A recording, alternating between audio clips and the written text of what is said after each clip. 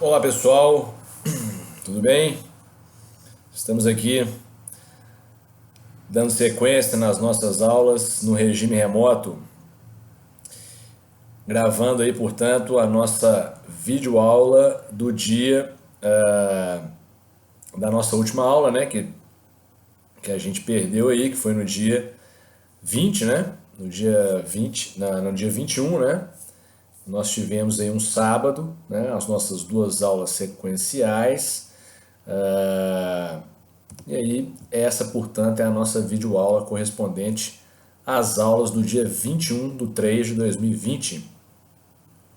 Saudações aí a todos vocês, meus queridos alunos da PUC Contagem, e vamos em frente. Pessoal, nós vamos ter sempre essa dinâmica, tá? Eu vou postar um material didático para vocês, tanto no SGA quanto na plataforma Canvas, e as videoaulas correspondentes a esse material didático lá na plataforma Canvas, né?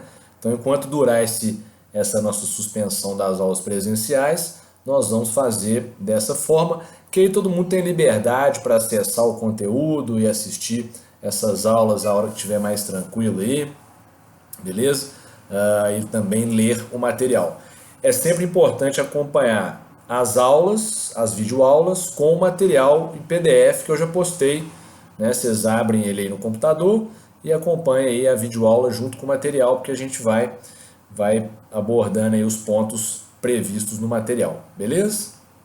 Então, turma, a nossa primeira aula do dia 21 é sobre pedido de restituição, né? Nós terminamos aí vendo, né, que foi aquela aula antes da prova, né, vendo o regime de ineficácia dos atos do falido. Então, hoje a gente dá sequência e agora a gente entra no assunto pedido de restituição, um instituto muito importante na falência, tá? Então aqui a gente vai trabalhar, pessoal, a partir do artigo 85 da Lei 11.101, tá? Da Lei de Falência. E o que é o pedido de restituição? O pedido de restituição é muito simples. Ele nada mais é que uma ação, beleza? Que vai ser movida contra a massa falida para reaver um bem que foi indevidamente arrecadado pelo administrador judicial. Então prestem atenção. O administrador judicial, no seu ato de arrecadação, né, quando ele é nomeado pelo juiz lá atrás, uma das primeiras coisas que ele vai fazer na falência é arrecadar os bens do falido, né, para formar a massa falida. Pode acontecer de, nesse ato de arrecadação do administrador, ele arrecadar bens que não pertencem ao falido, beleza? Bens que são de propriedade de um terceiro, beleza? Por exemplo, vamos supor que o empresário ele estava locando veículos, né, junto a uma locadora de veículos, junto à Localiza, por exemplo, os veículos estavam lá no seu pátio, né, quando do momento aí da decretação da falência, né, desse momento de arrecadação, vamos supor que seja um empresário, às vezes é um restaurante, né, é uma casa de shows, e ali tem freezer de cervejarias que costumam ceder esses freezers, essa mesa, cadeira em regime de comodato, né? Aquele empréstimo gratuito, né? Desde que o empresário, né, obviamente, dê exclusividade na comercialização das bebidas. Então pode ser que o administrador, quando ele vá fazer a arrecadação, ele se depare com esses bens, tá? E aí o que é importante aqui, o que vai gerar confusão, é que na hora da arrecadação, em geral, o administrador ele não questiona a propriedade dos bens que ele encontra com o empresário. Ele arrecada tudo aquilo que está na posse do empresário, tá?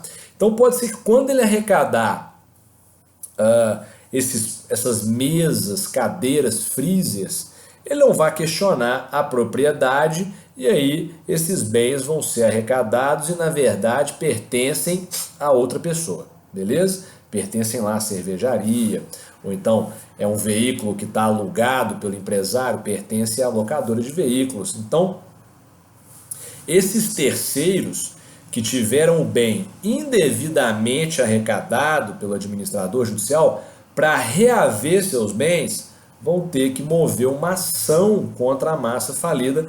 Essa ação é o que a gente chama de pedido de restituição, beleza? Portanto, nós temos aí o proprietário de um bem visando a restituição desse bem que foi indevidamente arrecadado pelo administrador judicial. Lembrar que a massa falida só pode ser formada com bens que pertencem ao falido, beleza? Bens de terceiro têm que ser extirpados da massa. Essa é a ideia do pedido de restituição. Nada mais é que uma ação para corrigir a massa, tá? Para corrigir a massa falida. Beleza, pessoal? Então, ótimo. Então, dando sequência aí, ó, lá no artigo 85, a gente começa agora a analisar as espécies de pedido de restituição. A lei vai regular, tá? 3 espécies de pedido de restituição, tá? Então, no artigo 85, caput da Lei 11.101, nós temos a primeira espécie, que é o que a gente chama de pedido de restituição geral, tá? A gente vai chamar de pedido de restituição geral. O que é o pedido de restituição geral? Vejam, o pedido de restituição geral é o pedido feito para a restituição da coisa em si, tá? Daquele bem que foi indevidamente arrecadado. Então, toda pessoa que tem um bem indevidamente arrecadado pelo administrador judicial, que passa, portanto, a fazer parte da massa falida, para reaver seu bem, vai ajuizar o pedido de restituição. É o que o caput do 85 vai nos dizer. É o chamado pedido de restituição geral. Ó, vamos ler ele. O proprietário de bem arrecadado no processo de falência ou que se encontra em poder do devedor na data da decretação da falência, poderá pedir sua restituição, beleza? Esse é o pedido de restituição geral, não tem maiores dúvidas, tá? É a restituição da coisa, é a locadora de veículos visando, né, a restituição do seu veículo, é a cervejaria visando a restituição do freezer que estava em regime de comodato, lá com o empresário falido, beleza? É essa que é a situação. Na sequência, no parágrafo único do artigo 85, a gente tem a segunda espécie de pedido de restituição. É o chamado pedido de restituição especial, né? E ele é muito interessante, esse pedido de restituição, tá, turma? Por quê? Em que vai consistir o pedido de restituição especial? Vamos dar uma lida lá no artigo 85, parágrafo único, que está no material aí que eu postei para vocês. Também pode ser pedida a restituição de coisa vendida a crédito e entregue ao devedor nos 15 dias anteriores ao requerimento de sua falência, se ainda não alienada. Então vejam, turma, o que é o pedido de restituição especial? Isso é muito importante. O legislador aqui, ele visou tutelar o crédito, tá? Então, primeiro, o que eu vou ter aqui nessa situação? Eu vou ter uma compra e venda a prazo. O empresário, né, agora falido, ele celebrou lá atrás um contrato de compra e venda a prazo. Ou seja, o fornecedor concedeu a ele crédito para pagar, tá? E ele comprou determinadas mercadorias nesse negócio jurídico aí a prazo, tá? Então, o que a lei vai fazer aqui para proteger esse fornecedor que vendeu mercadorias a prazo, que concedeu crédito para o empresário? Vai estipular que se o falido, né, ele não tiver vendido essas mercadorias que ele comprou a prazo, beleza? Então, o fornecedor vendeu e entregou quando? Nos 15 dias anteriores ao pedido de falência. Então, se o falido ainda tiver com essas mercadorias em mãos, se ele não tiver vendido essas mercadorias, esse fornecedor consegue lá ajuizar o pedido de restituição e reaver suas mercadorias sem precisar de fazer habilitação de crédito para lá no futuro receber essas mercadorias, tá? Receber o crédito dessas mercadorias. Então, É muito interessante essa hipótese, por quê? Porque ela visa tutelar o crédito, ela está protegendo quem empresta, né? Quem confia, né? Quem concede prazo para pagar, beleza?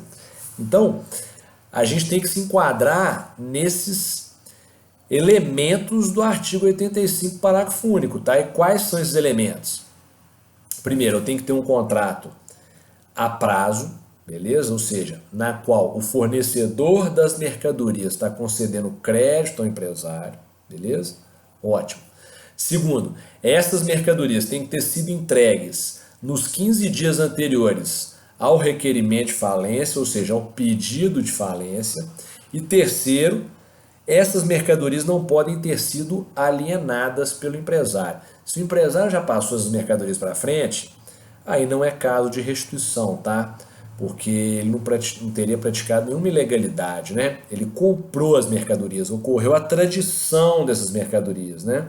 Então, se ele revendeu essas mercadorias, se ele passou elas para frente, não há que se falar em restituição. O fornecedor ele vai ter que habilitar crédito na falência para poder receber aquelas parcelas ali que o empresário não pagou. Então, para ele conseguir reaver, tem que envolver esses três elementos. Importantíssimo isso, tá, turma?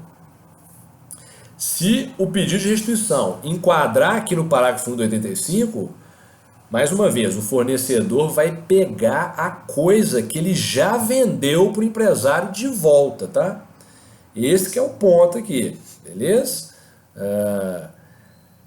A não ser que o empresário já tenha alienado a coisa. É a parte final aí do parágrafo único, tá? Se o empresário tiver passado para frente, o falido, aí não cabe restituição, o fornecedor vai ter que habilitar o crédito para reaver aí essas parcelas que o empresário porventura tenha deixado de pagar, tenha se tornado inadimplente em relação a elas. Beleza, pessoal? Importantíssimo o artigo 85, parágrafo único. Ele visa a tutela do crédito, né? O crédito, vocês estudaram semestre passado, crédito vem do latim creditu, né? Que significa confiança, beleza? Então, a ideia aqui é proteger quem empresta, né? O crédito ele é essencial para o desenvolvimento econômico, né? Para uma economia saudável, né? Então a lei vem e tutela o crédito, né? Importantíssimo isso, tá? O artigo 85, parágrafo único. Alguns doutrinadores, isso é importante ressaltar, vão defender que se o empresário tiver vendido a coisa ou tiver consumido a coisa, caberia restituição em dinheiro, tá? O equivalente em dinheiro da coisa. Ou seja, aplicaria-se a hipótese do parágrafo único, só que ele teria que restituir ao fornecedor o equivalente em dinheiro, né, da coisa e não a coisa em si, porque ele já se desfez dela. Mas isso é posicionamento minoritário, tá? Não prevalece. O entendimento é que, já confirmado até pelo STJ, é que se o empresário falido vendeu a mercadoria, o fez licitamente, não caberia então restituição de nada, tá? Caberia tão somente habilitação de crédito na falência. Esse posicionamento minoritário, depois se alguém quiser consultar, é do professor Ricardo Negrão, tá? Tem o livro dele aí na doutrina, na biblioteca da PUC, Ricardo Negrão, né, o volume dele que ele trata de falência e recuperação de empresa, tá? Posicionamento minoritário não é seguido aí pela jurisprudência. Ótimo, turma. A terceira hipótese de pedido de restituição é o pedido de restituição em dinheiro, tá? Que a gente vai encontrar lá no artigo 86. O artigo 86 ele vai definir os pedidos, a espécie de pedido de restituição, né, em dinheiro, que por sua vez vai se dividir em três espécies, tá? Então, eu tenho três espécies de pedido de restituição, só para todo mundo nivelar, que é restituição geral, artigo 85 caput, Restituição especial, artigo 85, parágrafo único, que é da coisa vendida a prazo. E a terceira espécie, pedido de restituição em dinheiro. A espécie pedido de restituição em dinheiro, por sua vez, se divide em três outras espécies, que é o que a gente vai ver agora, que são os três incisos aí do artigo 86 da lei. Então vejam, turma, o pedido de restituição em dinheiro, que está no artigo 86, nada mais é que o quê? Nada mais é que reaver dinheiro, beleza? Quantia monetária, em espécie. E nós temos três espécies de restituição em dinheiro. A primeira delas é o que a gente chama de sucedâneo da restituição geral, tá? Sucedâneo da restituição geral. O que é o sucedâneo da restituição geral? Eu coloquei para vocês embaixo aí, ó. Se vocês seguirem o material do PDF, depois que passam esses trechos de doutrina que eu coloquei, a gente vai ter aí o sucedâneo do pedido de restituição geral na doutrina do professor Marlon Tomazetti, tá? E o que é o sucedâneo da restituição geral? Nós vimos o pedido de restituição geral, tá lá no caput do artigo 85, né? A restituição geral nada mais é que o quê? A restituição da coisa que foi indevidamente arrecadada pelo administrador, beleza? Toda vez que essa coisa que foi indevidamente arrecadada, ela não existe mais, seja porque ela se perdeu na massa, seja porque o administrador judicial vendeu essa coisa na massa, ou seja, toda vez que a coisa não existir mais na massa, vai caber ao seu proprietário, obviamente, a restituição do valor da coisa em dinheiro, beleza? Esse que é o ponto.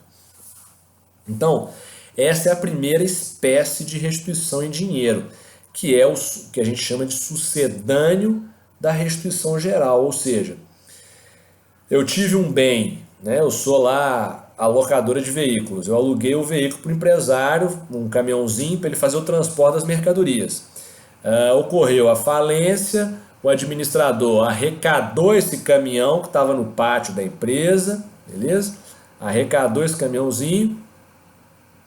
Eu vou ajuizar o pedido de restituição, só que quando eu ajuizo o pedido de restituição geral do 85 caput, eu descubro que o veículo não existe mais. Por quê? Porque ocorreu um incêndio lá no estabelecimento empresarial e o veículo pegou fogo, né? E o veículo se perdeu, ou o administrador vendeu o caminhãozinho, né? Junto com outros bens na massa falida. Então o veículo não existe mais. Obviamente que se é esse o caso, eu tenho que ser restituído no valor em dinheiro do caminhão, beleza? Essa é a primeira hipótese de pedido de restituição em dinheiro, que é quando o bem não existe mais na massa falida, tá? Tranquilo? Que é o que a gente chama de sucedâneo da restituição geral. Beleza, pessoal? Tranquilo aí? E aí é o seguinte, a gente tem que distinguir aqui duas situações, tá? Quais são essas duas situações? Primeira situação é quando se a coisa foi vendida pelo administrador judicial, então vai ser devido ao seu proprietário o valor pelo qual a coisa foi vendida, tá? O valor pelo qual a coisa foi vendida.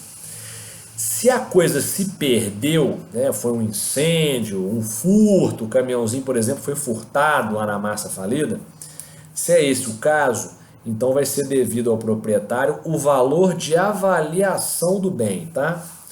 Importante destacar isso aqui, que o administrador judicial, ele avalia os bens que ele arrecada do empresário falido, né? Então ele tem que avaliar, ele pode até contratar profissionais especializados para fazer essa avaliação, tá? Então ele vai avaliar todos os bens que ele arrecadar. Então, se é o caso do caminhãozinho, por exemplo, ter se perdido por furto, né, ou por um sinistro, Então, vai caber o valor de avaliação da coisa a ser restituído para o seu proprietário. Beleza, pessoal? Tranquilo isso aí? Maravilha.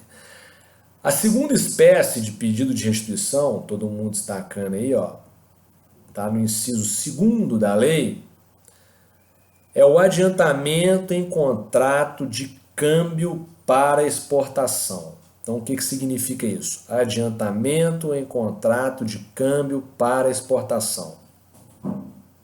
Prestem atenção. Todo empresário que trabalha com exportação, ele necessita de crédito, muitas vezes, para custear as despesas com a exportação dos produtos, tá? Então ele vai até o banco obter esse crédito, beleza? Então vejam, se ele está mandando mercadorias para a China, por exemplo, ele vai precisar arcar com uma série de taxas, de impostos, de contribuições, né? Taxas aduaneiras, frete de mercadoria, em que se dará em moeda estrangeira, né? O custo dessas despesas é em moeda estrangeira, normalmente a moeda do destino das mercadorias. Então vejam, ele necessita de obter um adiantamento em um contrato de câmbio, ou seja, ele vai fazer um contrato de câmbio com o banco, no qual o banco vai antecipar para ele esses valores necessários para custear a exportação dessas mercadorias, e depois que as mercadorias forem exportadas, chegarem no seu destino, o comprador delas, né, a pessoa que está adquirindo essas mercadorias lá no estrangeiro, vai pagar e aí ele vai pagar o banco, beleza? Então vejam, toda vez que o banco prestar dinheiro para o empresário para poder financiar a exportação, se ocorrer a falência desse empresário, o banco não vai habilitar crédito para reaver esses valores. O banco vai pedir a restituição em dinheiro desses valores que ele adiantou para o empresário, que ele emprestou para o empresário. Então aqui a gente está diante de um crédito bancário, tá? Extremamente privilegiado na falência, né? Ou seja, aqui você tem uma proteção aos bancos, beleza? Na qual eles vão pedir a restituição desse dinheiro, né? Pedir a restituição desses valores que eles emprestaram ao empresário sem a necessidade de habilitação de crédito. A gente vai ver mais para frente no procedimento, mas é importante já adiantar isso para vocês. Nessa ação de pedido de restituição, quando o juiz julga ela procedente, ele manda o administrador judicial devolver a coisa, o dinheiro, etc., o que for, em 48 horas, tá? Para o seu proprietário. Então, nesse caso aqui, o banco ajuiza o pedido de restituição em dinheiro, ele recebe em 48 horas, tá? Então, vejam, é uma vantagem extremada para os bancos aqui, tá? Qual que é a finalidade de se proteger tanto o banco aqui nessa regrinha de pedido de restituição? É proteger o setor de exportação brasileiro, tá?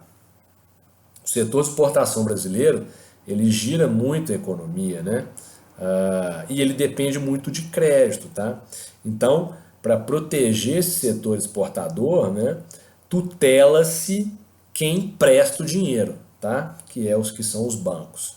Então, esse crédito, adiantamento em contrato de câmbio para exportação, ele é um crédito bancário extremamente privilegiado, no qual o banco não precisa habilitar crédito, basta pedir a restituição dos valores, tá? Que ele emprestou para o empresário.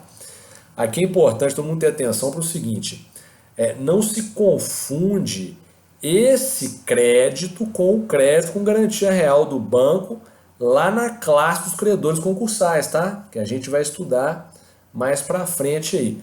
Mais para frente a gente vai estudar a solução do passivo, né? A ordem de classificação dos créditos na falência, e aí a gente vai ver lá os credores concursais, né? O credor com garantia real, que é o banco, que é outra espécie de crédito, tá? Não confundir isso aqui. Aqui a gente está falando de credor de pedido de restituição. Vai receber tão logo ajuize a ação e o juiz defira, né? Julgue procedente essa ação, recebendo, portanto, a coisa em 48 horas, tá? Esse que é o ponto aqui, é um crédito bancário extremamente privilegiado. Lembrem-se sempre disso, artigo 86, esse segundo, tá? A nossa terceira hipótese, que está no artigo 86, inciso 3º da lei de falência, turma, é o que a gente chama de terceiro de boa-fé em atos declarados ineficazes. O que é isso aqui? Lembra que nós acabamos de estudar aí o regime de ineficácia dos atos do falido, né? Vimos aí diversas regrinhas sobre o regime de ineficácia. Vimos lá as hipóteses de ineficácia objetiva, as hipóteses de ineficácia subjetiva. Então vejam, turma, o que nós temos aqui no 86, inciso 3º? Muito simples. Vamos supor que o empresário tenha feito o trespasse do seu estabelecimento empresarial na véspera da falência, tá? Então ali 30 dias antes, né, da falência, o empresário foi lá e vendeu o estabelecimento empresarial, vendeu ativos da empresa, sem observar aquelas regrinhas de eficácia do trespasse, que a gente já conhece, né? Se o empresário tem dívida, para vender o estabelecimento de forma regular, ele precisa pagar a todos os credores ou obter autorização desses credores de forma expressa ou tácita mediante notificação com 30 dias, ou então ele tem que conservar bem suficiente no seu patrimônio para pagar todo mundo, né? É a regrinha lá do artigo 1145 do Código Civil Brasileiro. Então vamos supor que ele está extremamente endividado, situação pré-falimentar, não observa nenhuma dessas regras e vende o estabelecimento, né, e faz a venda do estabelecimento. Esse é o ponto, tá? O que vai acontecer aqui? Esse trespasse é irregular. O juiz, identificando que esse ato foi praticado pelo empresário dentro do que a gente chama de termo legal da falência, o que ele vai fazer? Ele vai declarar a ineficácia objetiva desse ato. Então, aquele terceiro que comprou o estabelecimento vai perder o estabelecimento para a massa, beleza? Só que ele pagou para o falido, né, por esse estabelecimento, por esses ativos.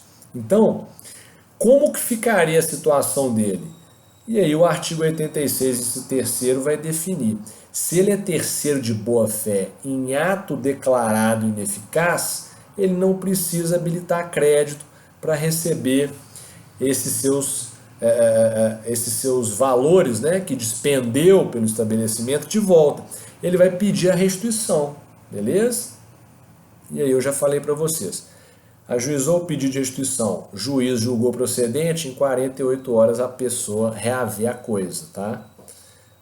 Então, esse é o ponto, tá? Essa é a terceira espécie de pedido de restituição, que é a restituição de valores entregues pelo terceiro de boa-fé ao falido em atos posteriormente declarados ineficazes. Tranquilo isso aqui, pessoal? Então vejam, nós temos 3 espécies de pedido de restituição, beleza? Restituição geral, restituição especial, restituição em dinheiro. Dentre as restituições em dinheiro, por sua vez, nós temos 3 espécies de restituição em dinheiro, beleza? Sucedando a restituição geral, adiantamento em contrato de campo à exportação e valores entregues por terceiro de boa-fé ao falido em atos declarados ineficazes, beleza? Nesses casos, o que nós vamos ter é a restituição, né, em dinheiro desses valores, beleza? Então lembrar disso, os pedidos de restituição se dividem nessas modalidades, tá? estão lá previstos nos artigos 85 e 86, todo mundo acompanhando aí no nosso material. O Marlon Tomazetti, ele ainda cita uma quarta modalidade, o Marlon Tomazetti, doutrinador, né, membro aí do Ministério Público, ele cita uma quarta espécie de restituição em dinheiro, tá? Que é dinheiro em poder do falido sobre o qual ele não tem disponibilidade. Essa aqui é uma regra bem geral, tá? Ou seja, se tem nas mãos do falido valores que não lhe pertencem, que são de terceiros, os terceiros vão reaver esses valores, tá?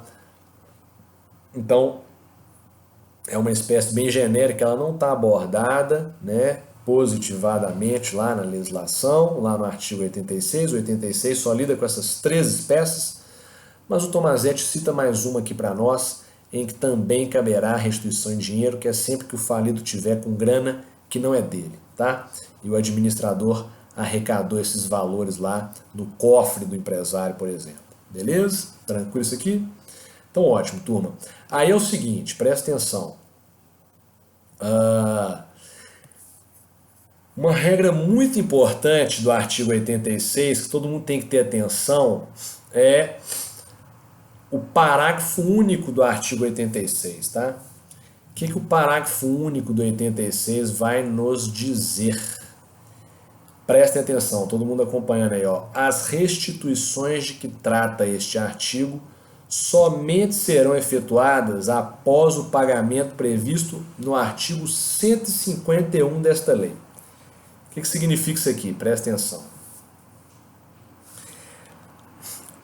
No artigo 151 da Lei 11.101, a gente tem um credor trabalhista lá, tá, turma? E esse credor trabalhista, todo mundo grave isso na cabeça aí, ó. Ele é o primeiro a receber o seu crédito na ordem geral de classificação dos créditos na falência, tá? Quem que é esse credor? Todo mundo prestando atenção aqui, ó. Esse credor é o credor trabalhista de natureza estritamente salarial, tá? É estritamente salarial, cujo crédito trabalhista esteja vencido a pelo menos 3 meses antes da decretação da falência, ilimitado a 5 salários mínimos por trabalhador. Então gravem isso aqui, porque mais na frente a gente vai voltar nesse crédito, tá? Isso é importante. Vejam, o credor, a gente chama esse credor que está no artigo 151 da lei, todo mundo puxa lá o 151, a gente chama ele de credor de baixa renda, tá? Esse credor, ele está numa situação extremamente vulnerável na falência. Por quê? Porque, primeiro, ele é um credor trabalhista. E o seu crédito é estritamente salarial, é salário atrasado. E esse salário está atrasado pelo menos há quanto tempo? Pelo menos 3 meses antes da decretação da falência. Salário, turma, é verba de natureza alimentar, significa que esse indivíduo está sem o seu próprio sustento, beleza? Então vejam, qual que é a regra aqui? Esse credor específico é o primeiro a receber na ordem geral de classificação dos créditos. Mais para frente a gente vai estudar a ordem geral e todo mundo já tem logo de cara que saber isso, ó. Quando alguém perguntar para você assim, quem que recebe primeiro na falência? São esses caras, tá? São esses caras.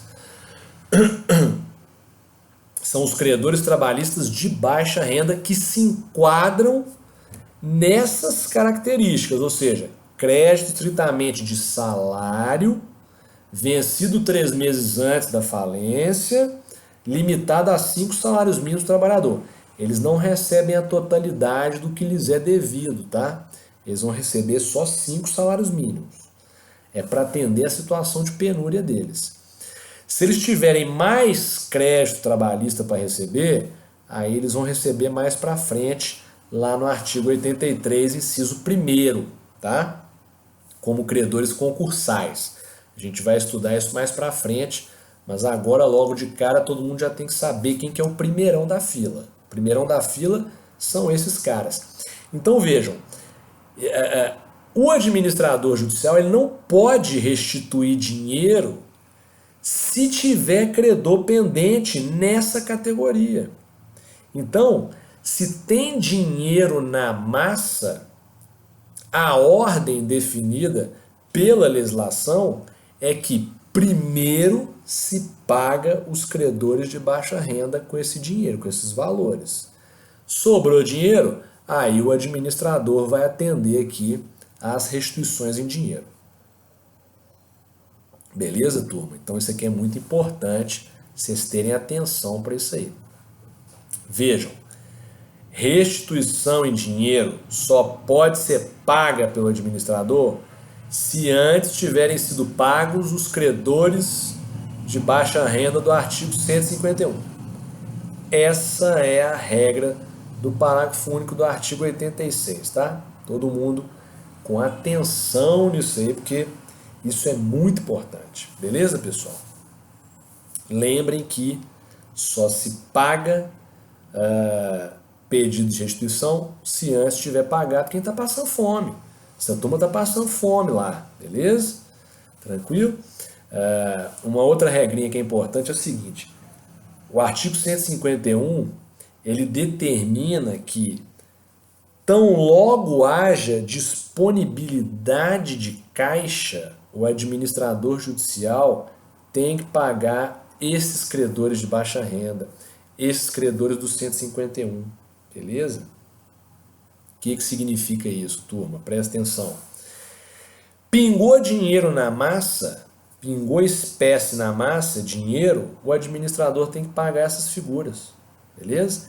É só depois que ele pagar essas figuras que ele pode começar a atender os demais créditos, beleza? Na ordem de classificação, beleza? Então gravem isso aí, ó. O primeirão da fila é sempre o credor trabalhista de baixa renda, até 5 salários mínimos por trabalhador, beleza? Se tiver 100 salário mínimo para receber, vai receber em primeiro da fila 5, tá? Vai receber o resto depois, lá nos credores concursais do artigo 83, inciso 1º. Aí lá ele recebe até 150 salários mínimos por trabalhador, tá? Mas é lá na frente, na hora que o administrador judicial já tiver vendido todos os bens, já tiver realizado o ativo, começar a solucionar o passivo, aí é que ele vai receber como concursal até 150 salários mínimos do trabalhador. É a regra do artigo 83, inciso 1º. Beleza, pessoal? Isso aqui é importantíssimo, tá?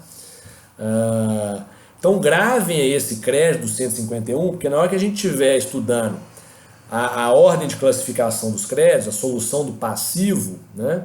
Já aí no próximo fim de semana a gente já vai estar estudando aí a solução do passivo, tá? Aí a gente vai voltar nesse crédito, beleza? Tenham atenção para isso. Aí é o seguinte, turma, algumas regras de procedimento sobre o pedido de restituição que são importantes, né? Primeiro, o pedido de restituição ele tem que ser fundamentado e descrever a coisa reclamada, tá? Ele tem que ser fundamentado e descrever a coisa reclamada. Então, o proprietário do bem, ele tem que provar sua propriedade, né? Primeiramente. Então, ele tem que fundamentar o seu pedido, comprovando a propriedade da coisa, individualizando essa coisa, tá? Por quê? Porque uma vez ajuizado o pedido de restituição, o administrador judicial, ele torna aquele bem indisponível, o juiz, né, torna o bem disponível na massa, tá? Isso é importante. Então, aquela coisa que foi indevidamente arrecadada, com o ajuizamento do pedido de restituição, se torna indisponível na massa falida. O administrador não pode mais vender a coisa, tá? Ele não pode mais vender essa coisa. Beleza, pessoal? Então, muita atenção aí para na hora que ajuizar essa ação, descrever detalhadamente a coisa. Se é um carro, você vai colocar placa, cor, né, ano, modelo, etc. Beleza? Para que o administrador consiga identificar facilmente esse bem na massa falida e destaque ele da massa falida até que o pedido de restituição seja julgado, tá? Pelo juiz. Importantíssimo isso. Ainda nessa esteira aí das regrinhas formais, nós temos que destacar também, né? Aqui a gente trabalha com o artigo 87, tá? Eu coloquei o procedimento, o dispositivo legal, logo após aí os trechos de doutrina. Destaquei aqui para vocês, né, ali em cima, antes do 1.3 aí, uma súmulazinha do STF, beleza? Súmula 417 do STF, depois todo mundo dá uma olhada nela. Aqui no artigo 87, portanto, nós temos as regrinhas de procedimento. O procedimento no pedido de restituição, ele é muito simples, tá? Ele é muito simples. Primeiro, o juiz descreveu a coisa, né, fundamentou o pedido, o juiz manda autuar em separado esse pedido de restituição, beleza? E aí, ele vai ordenar a intimação do falido, do comitê de credores, que é um órgão facultativo, a gente vai ver ele mais para frente, nem sempre ele existe, tá? Na falência e na recuperação, ele é facultativo. Também vai intimar os credores e o administrador judicial para, em 5 dias, contestarem esse pedido, tá? Se manifestarem contestando esse pedido de restituição que foi ajuizado lá pelo terceiro proprietário da coisa. Então vejam aqui, turma, isso aqui é importante porque o prazo é sucessivo, tá? Então vai correr aí para todo mundo esse mesmo prazo, e se for feita alguma manifestação, nós teremos aí a lei tratando essa manifestação como sendo uma manifestação, uma contestação contrária à restituição, e aí o juiz vai analisar, tá? Pode ter instrução, beleza? Ele pode ali solicitar alguma diligência, né? A gente pode ter aí provas a serem produzidas para provar essa propriedade, etc, beleza? O juiz vai julgar então, beleza? Esse pedido de restituição. O juiz julgando o pedido de restituição e deferindo, ele ordena a restituição da coisa em 48 horas, é a regrinha aí do nosso artigo 88, tá? Muito comum de ser cobrado em prova isso, tá? Esse prazo, né, para devolução da coisa, para restituição da coisa no pedido de restituição, tá? E aí a gente tem uma regra muito importante que é acerca da condenação de honorários, né, os honorários de sucumbência. O que a gente tem aqui? Presta atenção. O parágrafo único do artigo 88 vai falar assim, ó, caso não haja contestação, a massa não será condenada ao pagamento de honorários advocatícios. Então vejam, nós estamos em falência, né? Nós estamos ali diante de recursos escassos, né, na massa falida, e a falência ela abrange uma grande quantidade de credores, né? Ela tem um impacto muito forte, né? Então vejam, a Lei 11.101 vai criar aqui no 88 parágrafo único uma regrinha de proteção da massa, tá? Que vai se dar dessa forma, ou seja, se houve um pedido de restituição, então ocorreu lá a arrecadação indevida de bens, né, de um terceiro pelo administrador judicial, esses bens estão na massa, esse terceiro foi lá, ajuizou o pedido de restituição. Se ninguém contestar esse pedido de restituição, se o comitê de credores não contestar, se o administrador não contestar, se o falido não contestar, se ninguém falar nada, todo mundo concordar com a restituição, ainda assim nós vamos ter uma situação em que a massa está perdendo a ação. Concordam comigo? A massa está perdendo. Todo aquele que perde uma ação tem que pagar o honorário de sucumbência, né? Tem que pagar o advogado da outra parte.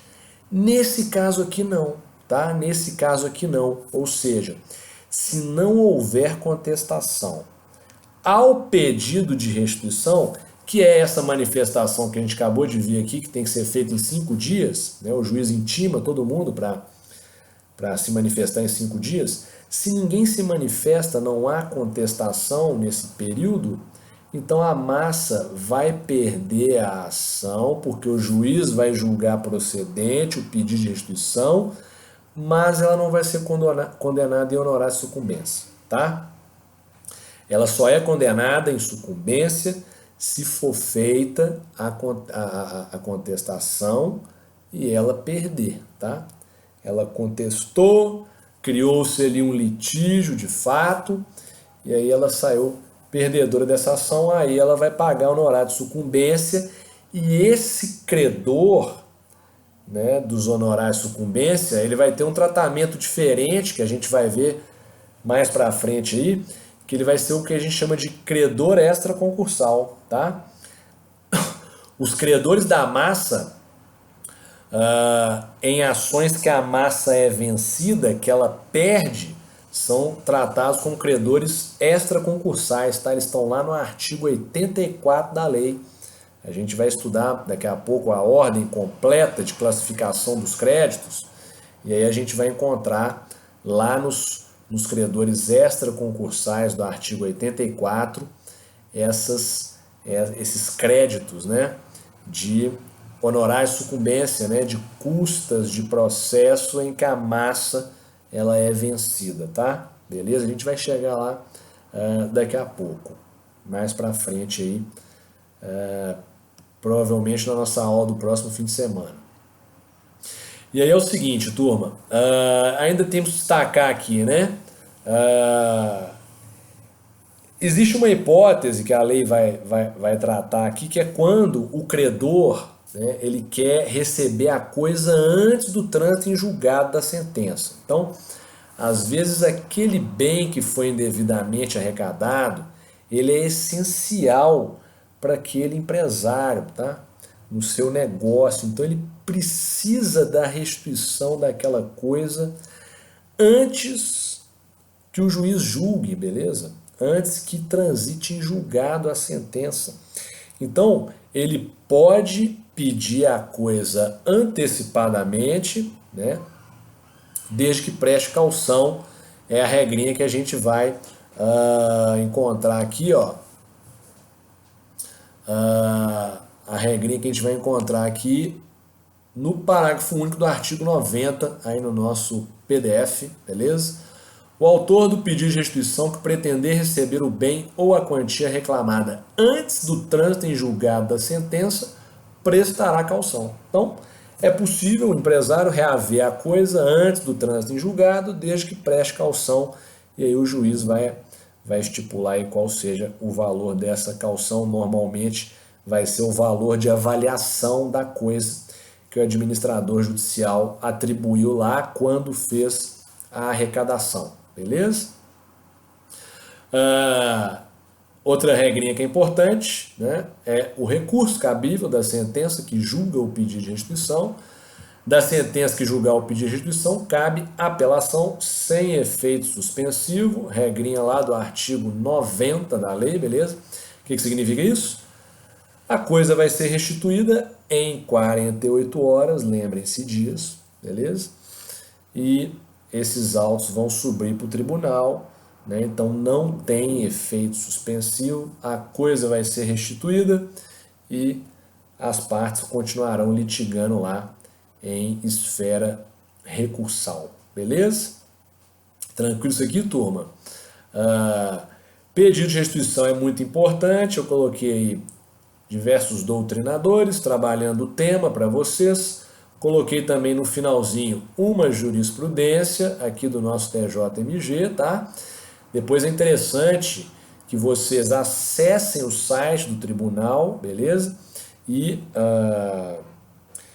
baixem o inteiro teor do acórdão, né, para vocês estudarem na prática aí, né, o procedimento de pedido de restituição, vocês verem como que ele foi utilizado pelas partes ali no processo, tá?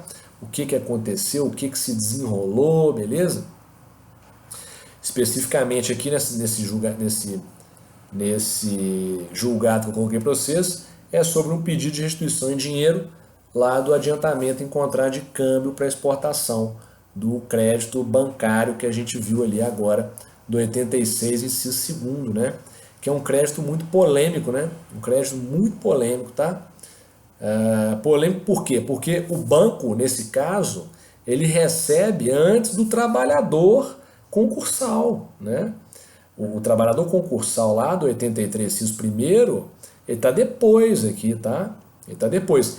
Ele não, o banco não vai receber antes do baixa renda, que eu falei para vocês, do 151, que é o primeirão da fila. Mas ele recebe primeiro que o trabalhador, né, de natureza concursal, é o que recebe até 150 salários mínimos por trabalhador, do artigo 83, inciso 1º.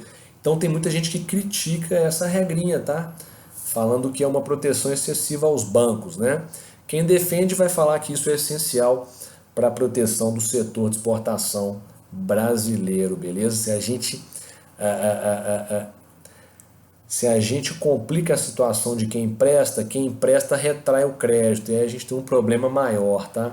Então é uma situação bem sensível aí que tem que ser analisada com muito cuidado, tá?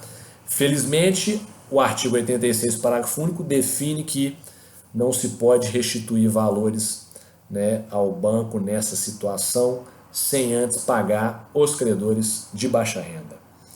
Beleza, pessoal? Isso é o mais importante aí a tratar sobre pedido de restituição. Eu vou ficando por aqui. A gente vai, nossa próxima aula, realização do ativo, cujo material já está postado no SGA. Daqui a pouco eu subo aí a videoaula para vocês na plataforma Canvas, tá? As videoaulas vão estar sempre na plataforma Canvas, beleza? Qualquer dúvida, quem tiver, mandar para mim pelo SGA. Vão anotando aí ao longo da aula e mandem para mim pelo SGA que eu respondo para vocês prontamente. Beleza, pessoal? Um abraço para todos aí. Até mais. Tchau, tchau.